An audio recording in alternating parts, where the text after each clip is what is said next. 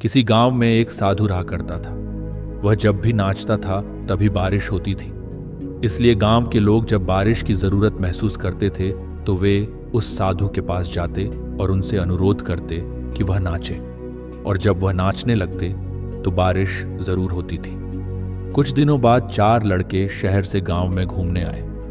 जब उन्हें यह बात पता चली कि किसी साधु के नाचने से बारिश होती है तो उन्हें यकीन नहीं हुआ। शहरी पढ़ाई लिखाई के घमंड में उन्होंने गांव वालों को चुनौती दे दी कि हम भी नाचेंगे तो बारिश होगी, और अगर हमारे नाचने से बारिश नहीं हुई तो साधु के नाचने से भी बारिश नहीं होगी।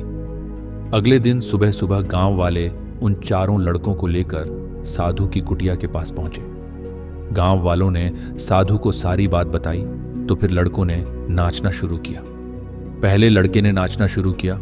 आधा घंटा बीत गया। फिर पहला लड़का थक कर बैठ गया, पर बादल नहीं दिखे। कुछ देर बाद दूसरे लड़कों ने नाचना शुरू किया और 1 घंटा बीतते बीतते वह भी थक कर बैठ गए। अब बाकी दोनों लड़कों ने भी ऐसा ही किया, पर बारिश नहीं हुई। अब साधु की बारी थी। उसने नाचना शुरू किया। 1 घंटा बीत गया, पर बारिश नहीं हुई। साधु फिर भी नहीं रुका, वह नाचता ही रहा। नाचते नाचते 2 घंटे बीत गए, पर बारिश नहीं हुई। 4 घंटे बीत गए, पर बारिश नहीं हुई। लेकिन साधु तो रुकने का नाम ही नहीं ले रहा था। धीरे धीरे शाम ढलने लगी कि तभी बादलों की गड़गड़ाहट सुनाई दी और थोड़ी देर बाद जोरों की बारिश होने लगी। ये देखकर 4 लड़के दंग रह गए और तुरंत साधु से क्षमा मांगी।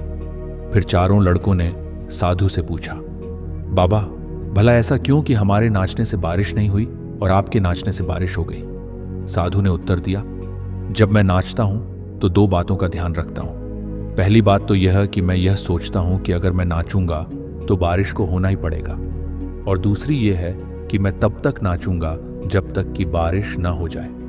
मैंने सफलता पाने वाले में भी यही गुण देखा है।